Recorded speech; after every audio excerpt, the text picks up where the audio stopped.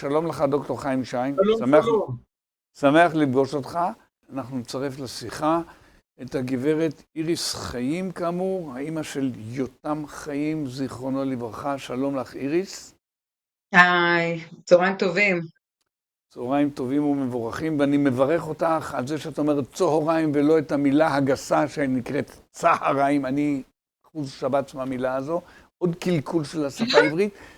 ואני רוצה להציג סרטון בפנייך. תחשבו טוב מה יקרה אם מחר בבוקר ערוץ טוב יפסיק להתקיים. ערוץ שאומר אמת, אומר אמת על ביטחון המדינה, לא חושש להגיד אותה, זה הערוץ הזה. אין ספק שערוץ טוב, הייתי אומר, זה הערוץ הרחב לאינטליגנציה הלאומית. יש רק דבר אחד שעומד לנו מול העיניים, הזהות היהודית של עם ישראל בארץ ישראל. אין נרטיב חד וברור, בדומה לאקטואליה יהודית, למה אנחנו פה ואיך אנחנו חייבים להיות כדי לשרוד במזרח התיכון. אני מבסוט מהערוץ שלכם בצורה בלתי רגילה, ממש מכור. אנחנו כמעט לבד במערכה התקשורתית המונהגת על ידי מהנדסי תודעה של רעיונות השמאל הקיצוני והפרוגרסיבי. חשוב שיהיו כמה שיותר ערוצים וכלי תקשורת שמפיצים תפיסת עולם שונה מהמיינסטרים התקשורתי. סוף סוף אין מה שנקרא צנזורה של אנשי שמאל, אף אחד, אבל אף אחד לא יסתום לנו את הפה. יש לכם אומץ, תמשיכו. רק שלא יחבלו בכם, זה הבעיה. אתם מובילי דעת קהל, באומץ רב. אנחנו חלק מעם, קבוצת ימין שמבינה את המורשת שלנו, את האתוס שלנו, מאיפה באנו, על מה נשמור כדי שיהיה לנו עוד לאן ללכת. לחצו על הקישור כאן מתחת לנגן ותעזרו לנו להמשיך לעשות את מה שאנחנו עושים כל כך טוב. אני יכול להגיד משפט קצר, אלעזר, אני רוצה להגיד משפט קצר. יצא לי כמה פעמים לשמוע את איריס חיים. אני רוצה לומר לך שמדובר בדמות מדהימה, ואני טוען שחברה שיש בה אימהות כאלה היא חברה בלתי מנוצחת. בזכות אימהות כמו איריס חיים אנחנו ננצח את כל האויבים שעומדים מולנו, גם כשמדובר בשבעה חזיתות. אני רוצה איריס לחזק, את נותנת לנו כוח, את עוצמה בלתי רגילה, את תחנת כוח גרעינית אדירה. תודה, תודה. אין מילים. מסכים עם כל מילה שלך, חיים. עכשיו בוא נצפה בסרטון הזה. אני אבקש את התייחסותך, בבקשה. אפשר היה למנוע את מלחמת גוג ומגוג המתרגשת עלינו, אלמלא היטל בנו הגורל והעמיד בראשנו את האיש שפעם ראיתי בו חבר ואשר הפך למרבה זוועה וצורר. האיש הזה, ראש הממשלה בנימין נתניהו, הוא האויב הכי גדול שלנו. עם פרוץ המלחמה הפצרתי בו להכות על חטא ולפנות את מקומו. לא שיערתי שגמר עומר להיזכר בהיסטוריה כמי שקיבע את האור ולהשאיר אחריו צל מוות. אני רוצה לקחת אתה בעצם מראה לי סרטון, אני שמעתי את הפודקאסט על תלנה, עכשיו היה לנו בדיוק 76 שנים, נכון? מהסיפור של אלטלנה, וכשאני שומעת את הפודקאסט, ואני לא חייתי בתקופה ההיא, אבל אני שומעת דברים מאוד דומים. בן גוריון מאשים את בגין, שהוא הכי סכנה למדינה, בן גוריון רואה בעצם בבגין, הצורר, הסכנה על הקיום של המדינה הזאת.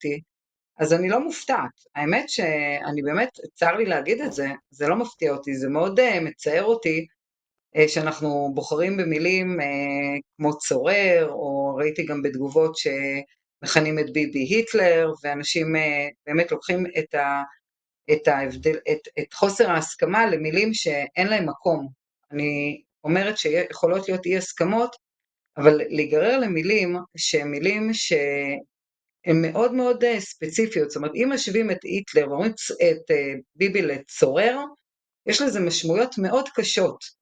מי שצופה בתוכניות האלה, עם ישראל שיושב וצופה בתוכניות האלה, זה גורם לפחד מאוד מאוד גדול, זה גורם מערער את החברה הישראלית. אני חושבת שיש מקום להרבה דעות, ואני מסכימה שיש דעות, ואני לא אומרת מה אני חושבת הדעות, אבל אני לא מסכימה לדבר אחד.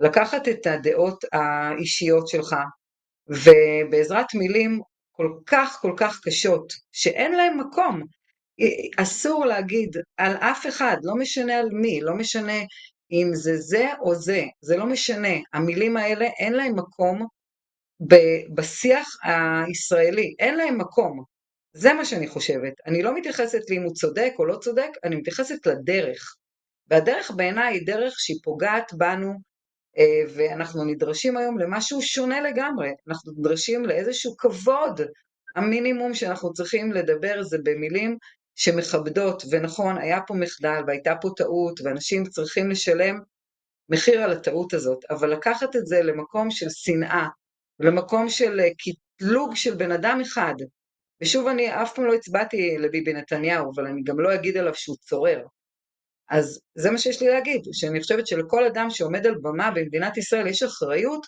כלפי עם ישראל, לא כלפי עצמו וכלפי הדעה שלו, ויכול להיות שהוא חושב שהוא עושה דבר נכון כלפי עם ישראל, אבל בעיניי, אם אתה שואל אותי, אז השימוש במילים שמשויכות לשואה ולהיטלר, הם סכנה לקיום החברתי שלנו.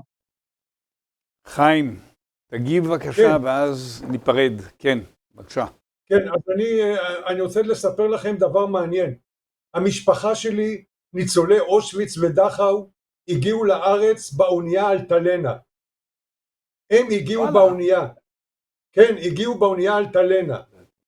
ולעולם בני משפחתי לא ישכחו שניסו להרוג אותם ניצולי שואה על האונייה.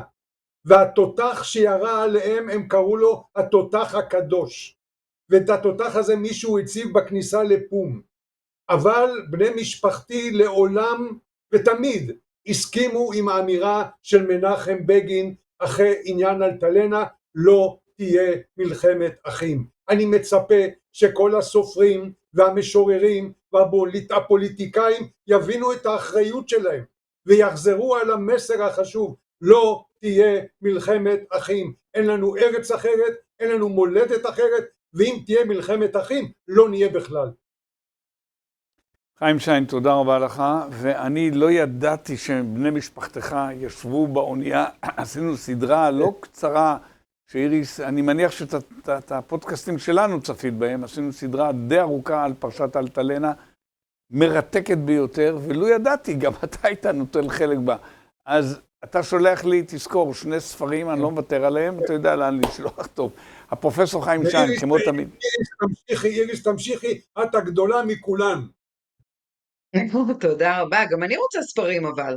תחשבו טוב מה יקרה אם מחר בבוקר ערוץ טוב יפסיק להתקיים. אנחנו מתמודדים היום עם הרבה מאוד פייק, והרפואה תבוא מהערוצים העצמאיים. רק הם יגידו את האמת, לכן אני מתראיינת בערוץ טוב. ערוצים אחרים טוענים שאנחנו הזויים, קונספירטורים. חבר'ה, קראתם את כתב האישום, חשפתי לכם את כתב האישום. תמשיכו לחשוף את הדברים האמיתיים, בלי צנזורה. יש רק דבר אחד שעומד לנו מול העיניים, הזהות היהודית של עם ישראל בארץ ישראל. אם אזרחי מדינת ישראל, הפטריוטים שאוהבים את המדינה, ייתנו לנבחרי הציבור שלהם את התחושה שערוץ טוב, ערוץ 14 וגלי ישראל הם כלי הביטוי האמיתי שלהם, בסופו של דבר גם חברי הכנסת יבינו שזהו הנתיב שבאמצעותו הם אמורים לפנות אל הציבור. אנחנו כמעט לבד במערכה התקשורתית המונהגת על ידי מהנדסי תודעה של רעיונות השמאל הקיצוני והפרוגרסיבי. אז האזרחים צריכים להקשיב לערוץ טוב ולערוצים שפויים שלא לוקחים חלק במיצג הנוראי הזה של תעמולה תבוסנית בזמן מלחמה. דווקא זה שכל כך תוקפים את הערוץ הזה, זה סימן טוב, סימן שהוא מתחיל להיות משמעותי.